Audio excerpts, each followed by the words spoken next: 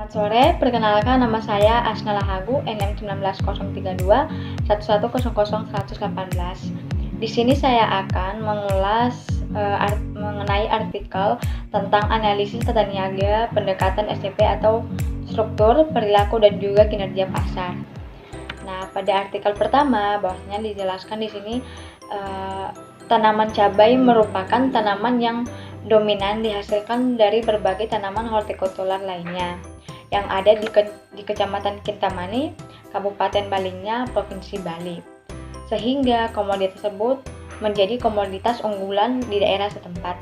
Nah, melihat kondisi petani cabai dengan produk utamanya yaitu cabai dan sudah menjadi mata pencaharian mereka, maka perlu dikaji bagaimana sistem pemasaran dengan melakukan penelitian pada struktur pasar, perilaku pasar, dan juga kinerja pasar cabai di Desa Bayunggede, Kecamatan Kintamani, Kabupaten Balingnya. Selanjutnya yaitu struktur pasar, di mana terdapat 3 jenis saluran pemasaran cabai pada petani cabai di Desa Bayunggede, Kecamatan Kintamani, Kabupaten Balingnya. Saluran pemasaran pertama terdiri dari petani, pedagang pengepul, pedagang pengecer, dan juga konsumen. Saluran pemasaran kedua terdiri dari petani, pedagang pengepul atau antar kota, pedagang pengecer di kota, dan konsumen. Saluran pemasaran ketiga terdiri dari petani, pedagang pengepul, antar pulau, supplier, dan hotel. Berdasarkan dari hasil penelitian, jumlah lembaga pemasaran cabai di Desa Bayunggede, Kecamatan Kintamani ada 2, dan tidak terdapat diferensi produk cabai. Hambatan keluar masuk pasar terdiri dari keuntungan biaya mutlak berupa permodalan, karakteristik produk yang mudah rusak, dan juga mengalami beberapa hambatan seperti pendistribusian dan terbatasnya persediaan cabai, serta persaingan yang dialami antar pedagang. Struktur pasar pada penelitian ini adalah pasar persaingan tidak sempurna, yaitu struktur pasar duopoli, karena hanya terdapat 2 pedagang pengecer yang terlibat dalam proses pemasaran cabai di tingkat desa. Selanjutnya yaitu kinerja pasar. Kinerja pasar dalam penelitian ini meliputi margin pemasaran, farmer share, dan efisiensi pemasaran. Besarnya biaya yang dikeluarkan dan keuntungan yang diterima oleh masing-masing lembaga pemasaran berbeda-beda. Farmer share menunjukkan besarnya bagian harga yang diterima oleh petani terhadap harga yang dibayarkan oleh konsumen akhir. Pemasaran akan semakin efisien apabila biaya pemasaran lebih rendah dari nilai produk yang dipasarkan.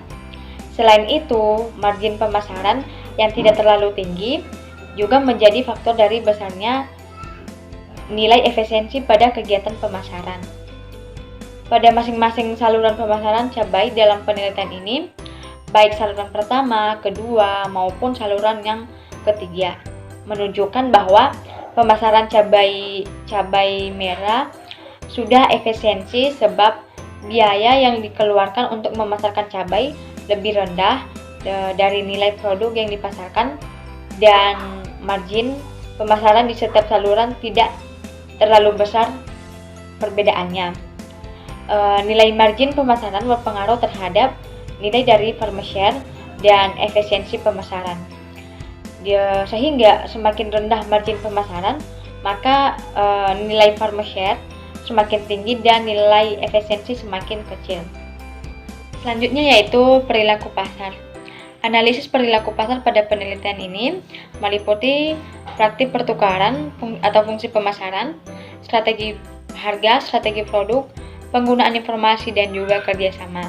Berdasarkan penelitian, praktik pertukaran atau fungsi pemasaran yang dilakukan oleh lembaga pemasaran yaitu fungsi pertukaran berupa jual beli cabai yang dilakukan sekurang-kurangnya 1 kali selama proses pemasaran tersebut.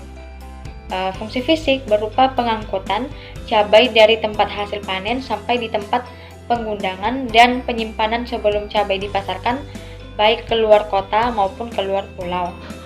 Serta fungsi fasilitas berupa sortasi dan pengemasan dengan mengelompokkan cabai tersebut berdasarkan kualitasnya, guna memudahkan penjualan yang bertujuan untuk meminimalkan risiko kerusakan pada cabai sehingga sampai pada tempat tujuan. Informasi pasar kurang disebarkan oleh pihak pengelola pasar yang terkait. Sedangkan kerjasama yang dilakukan hanya terjadi antara petani dengan pedagang pengelola. Sedangkan pada artikel pembanding kedua, yang studi kasusnya berada di Desa Banjarrejo, Kecamatan Ngantang, Kabupaten Malang. Di sini bahwasanya dijelaskan bahwa bawang merah lokal merupakan salah satu komoditas hortikultura yang banyak dibudidayakan petani di Indonesia karena permintaannya yang tinggi. Produksi bawang merah di Indonesia yang berfluktuasi menyebabkan kebutuhan bawang merah di luar musim panen tidak terpenuhi sehingga untuk memenuhinya perlu dilakukan tindakan impor. Kondisi serupa juga terjadi di Desa Banjarrejo, Kecamatan Ngantang, Kabupaten Malang yang merupakan salah satu sentra produksi bawang merah lokal. Pemasaran bawang merah lokal pada umumnya melalui beberapa saluran pemasaran yang melibatkan beberapa lembaga pemasaran sampai akhirnya dapat dijangkau oleh konsumen. Pemasaran memiliki pengaruh yang signifikan terhadap daya saing produk. Nah, penelitian ini bertujuan untuk bagaimana menganalisis struktur pasar, perilaku pasar, dan juga kinerja pasar. Untuk struktur pasarnya sendiri, struktur pasar bawang merah lokal di Desa Banjarrejo dapat diamati melalui derajat konsentrasi pasar bawang merah lokal tersebut. Pengukuran dilakukan dengan menggunakan alat analisis berupa market share, CR4, IHH, IR, serta koefisien Gini dari setiap lembaga pemasaran bawang merah lokal di Desa Banjarrejo. Struktur pasar bawang merah lokal di Desa Banjarrejo memiliki kecenderungan yang merujuk pada struktur pasar persaingan tidak sempurna, yaitu pasar oligopoli. Berdasarkan derajat konsentrasi pasar pada masing-masing lembaga pemasaran, pemasaran bawang merah lokal sebagai salah satu parameter yang digunakan dalam mengukur pangsa pasar. Terdapat 4 dari 5 jenis lembaga pemasaran yang memiliki struktur pasar oligopoli. Diferensiasi bawang merah lokal cenderung homogen dan tidak terdapat hambatan masuk pasar, yang berarti pelaku pemasaran yang hendak masuk pasar bawang merah lokal hanya perlu menyesuaikan pada kondisi pasar yang telah ada. Untuk perilaku pasar sendiri, untuk menganalisis perilaku pasar dilakukan analisis terhadap penentuan harga, kelembagaan pemasaran, promosi penjualan, tindakan predatori, dan fungsi pemasaran yang dilakukan. Perilaku pasar pada pemasaran bawang merah lokal di Desa Banjarrejo sebagai akibat dari terbentuknya pasar oligopoli adalah penetapan harga bawang merah lokal di tingkat petani didominasi oleh tengkulak karena pengetahuan pasar di tingkat petani masih rendah. Fungsi pemasaran yang dilakukan dalam pemasaran bawang merah lokal di Desa Banjarrejo diklasifikasikan berupa fungsi pertukaran. Fungsi pertukaran adalah kegiatan pemindahan barang dari petani bawang merah lokal ke konsumen akhir yang mengkonsumsi bawang merah lokal. Fungsi pertukaran yang ada dalam pemasaran bawang merah di Desa Banjarrejo terdiri dari fungsi penjualan dan fungsi pembelian. Fungsi fisik meliputi kegiatan pemindahan, perlakuan, dan perubahan fisik pada bawang merah lokal. Fungsi fisik yang dilakukan dalam pemasaran bawang merah lokal di Desa Banjarrejo adalah sebagai berikut: sortasi, fungsi transportasi, dan fungsi penyimpanan. Fungsi fasilitas yang dilakukan dalam pemasaran bawang merah lokal yaitu fungsi pengemasan. Untuk kinerja pasarnya sendiri, analisis kinerja pasar yang dilakukan di Desa Banjarrejo adalah dengan menggunakan alat analisis margin pemasaran, share harga di tingkat petani, share biaya dan share keuntungan, serta RC ratio dan marketing efficiency index. Analisis margin pemasaran dilakukan untuk mengetahui perbedaan harga di berbagai tingkat lembaga pemasaran di Desa Banjarrejo. Hasil perhitungan margin pemasaran, share harga yang diterima oleh petani, share biaya pemasaran dan share keuntungan, serta exit ratio dan MAI. Menunjukkan pemasaran bawang merah lokal yang sudah efisien. Margin pemasaran yang merata pada setiap lembaga pemasaran menunjukkan tidak ada ketimpangan. Demikian juga halnya pada share biaya pemasaran dan share keuntungan yang sama-sama terdistribusi secara merata pada setiap lembaga pemasaran.